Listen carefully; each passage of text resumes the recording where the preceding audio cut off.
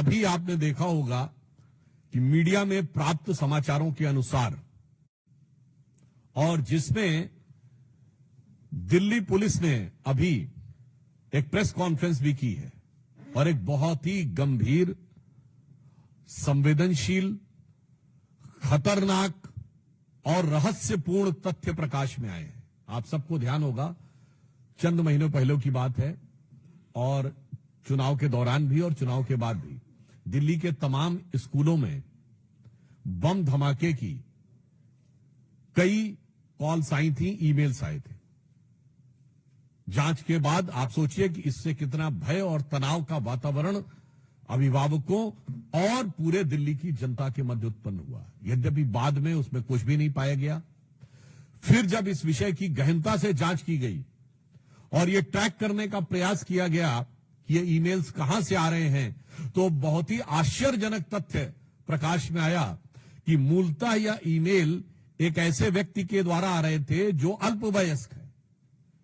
These all emails were originating from a person who is juvenile.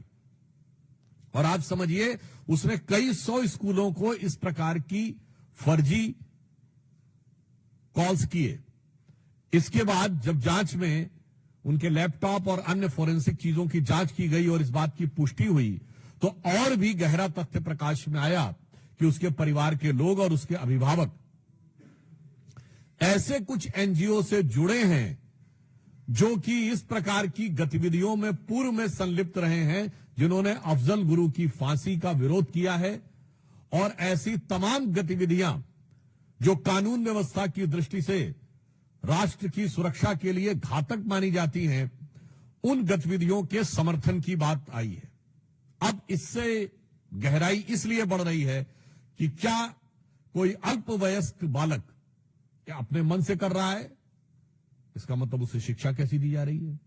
दूसरा, या वो सिर्फ मोहरा है और उसके पेरेंट्स और जो पीछे के एनजीओज हैं उनकी इसमें कोई भूमिका है, ताकि दिल्ली की कानून व्यवस्था को बिगाड़कर, दिल्ली के वातावरण को खराब करके, दिल्ली में भय का वातावरण उत्पन्न करके कोई राजनीतिक लाभ या अपनी राजनीतिक विचारधारा की पुष्टि की जा सके।